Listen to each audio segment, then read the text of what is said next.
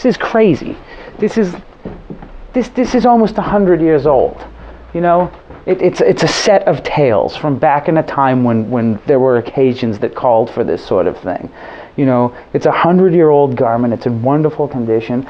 You know, that's kind of why I got into selling secondhand clothes, is because I find a thing like this and I just can't leave it behind, because I know that even in a charity thrift store, if this doesn't get sold within a week, it's going to go to like a mill that's going to grind it up and make carpet backing out of it or something like that. That's just crazy. It's complete. It's in perfect condition, you know, and someone will love it. That is the sound of bargain hunters.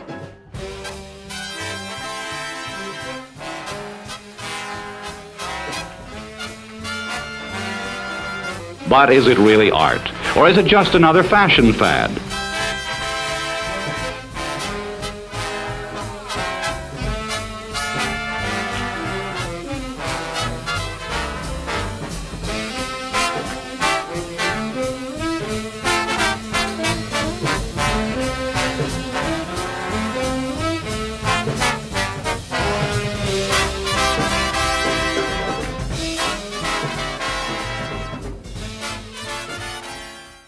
I think they expect people to just keep buying stuff and buying stuff and buying stuff and throwing stuff away. From an economist perspective, we sort of start off with two basic assumptions about behavior.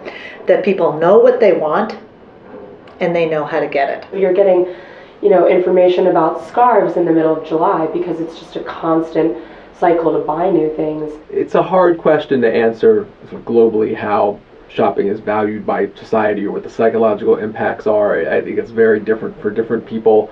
There are people for whom a fair amount of their free time and social interaction involves maybe consumer purchases or shopping. It's amazing to think that we could choose to express our uniqueness through the production of mass-consumed goods. So it's somewhat of a paradox that we would be expressing ourselves in this way when we're buying something from Abercrombie and Fitch or The Gap that can be bought by anybody under any circumstances. People's product choices are personal in some sense, that they reflect, people who buy Apple products are different from people who buy Blackberries, and they feel that they identify with companies and lifestyles. You see that in a lot of the branding that companies want to do.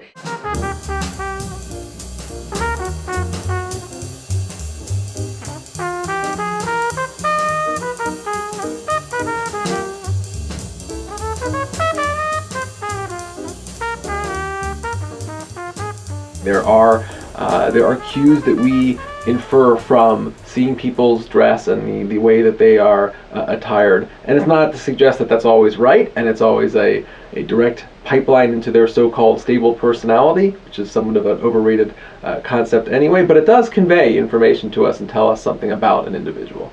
Materialism does end up defining you, for better or for worse. That's just the way it is.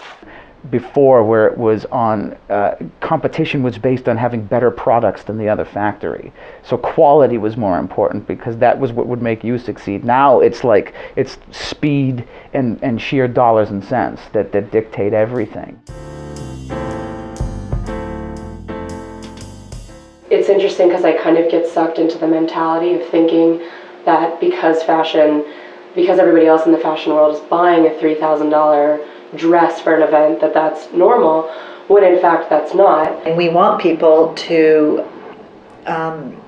be buying these things because, of course, that stimulates the economy. But is that sustainable? Like, can people actually spend more than they actually have capacity to buy? Well, no. And of course, none of us feel guilty of this. We think this is something that other people do. But we do tend to treat the things around us as nearly disposable. We rarely fix electronics. We rarely fix toys that belong to children. We don't really sew our clothes anymore or take them in to be fixed. We just get new ones. Look at fashion trends in something as simple as neckties. They're this wide, and then they're this skinny, and then they're this wide again, and then they're this skinny. And what happens is, whichever thing is of the moment, the magazines will not only be full of advertisements for those products, but even articles written that not only advise you to wear them, but flat out say, we wear this now. If you wear that, forget it. that's how magazines, not just the advertisements, but even the writing in many of them is just geared towards pigeonholing people into one train of thought, so that once they finally step in line with it, we can start pigeonholing them in another one, and people are constantly playing catch up. We're receiving content, sort of messages all the time that suggest that purchasing things is a wonderful thing to do, and that it will make us happier and healthier. A large part of advertising isn't really what we would call informative. It's very image driven. It doesn't even often tell you what the product is. We can have contact with products and marketing almost all the time. So in the past, we tended to think of advertising as coming through the television primarily. New stretch nylon stockings, the answer to the public's demand for new things, better things, more beautiful things. But now we have it on our cell phones if we're getting text messages or we've opted in. We have it on our computers when we're doing work. We encounter product integration into television shows, films, music videos, so moments when we're not necessarily expecting to be have persuasive messages directed at us. It's tough to break away from that in a culture like we have here. TVs are on everywhere. You know, sometimes you can't even go into a restaurant without having a TV on the wall behind you. You know, if it's not TV, people have always got their computers on. It's there too. Clearly, advertising promotes a kind of competitive, because people are looking, they're trying to figure out what's out there, and you wouldn't want to discourage that. Consumers would be worse off.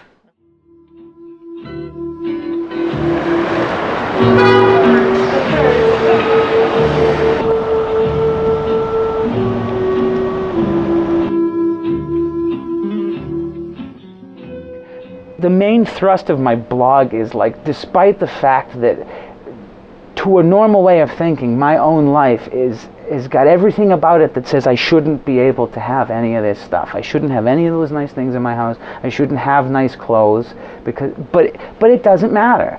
Like, that's not true.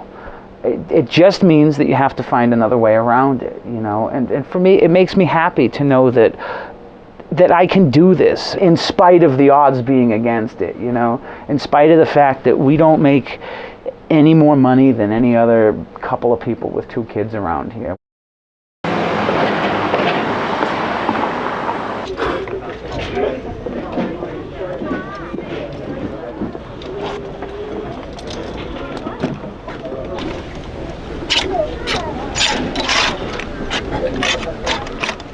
I'm going pretty quickly, but I've done this lots of times before. The excitement is the highest sort of at the point of purchase, and even as we've walked out of the store, it starts to decrease a little bit. We do feel physiologically a reaction from the process of acquiring these things, in part, in no small part, because they have so much social value. The highest moment that you have from shopping is right before you purchase the item, because usually after you purchase the item, you kind of come down from the excitement and you sort of crash because you realize you just spent money that you might not have.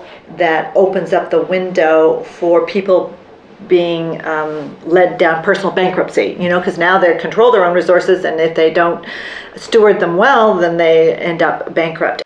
Found one worth buying and one worth trying to reunite with its trousers, if we can find it.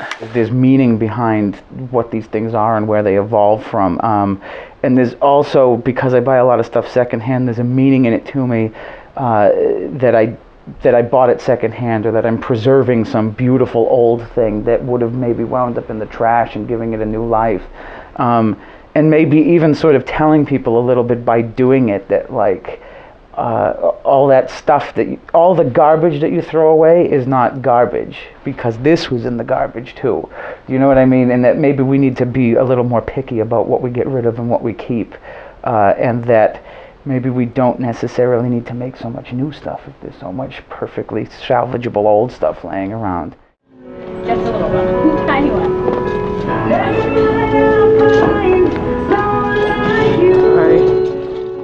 You're almost making an environmental act by shopping in thrift, because you're reusing something that someone else has used. You're keeping that out of the landfill. There are also impacts on the environment, the extraction of the goods that are used, the materials used in these goods. Also, the transportation has significant environmental impacts, and the waste, not just the waste in terms of what we put in the garbage, but e-waste and things like that we tend to think about clothing that doesn't degrade, for example, because of the artificial fibers. People don't know the real cost of things, so how can they make proper decisions? The same with waste. If it looks as though it's free to dump garbage, then they'll think it's free. We have this cultural shift now where everybody wants to be green, everybody's recycling so much more than they used to, and that we're coming to a point in history where thinking about waste and reusing things is extremely important. A lot of people are going back to vintage stores and thrift stores because that is fundamentally recycling in its most basic form. We are keeping things out of the landfill. We are completely reliant on individuals or businesses for donations. So everything that you see at a Goodwill store is something that's been donated by someone or by an organization. So we really are, in that sense, helping promote sustainability. And we're also helping people think about shopping for a cause. You get to get your shopping fix, you get to save money, you get to recycle something, and in most cases, when you pay at the register, your money is not feeding that beast.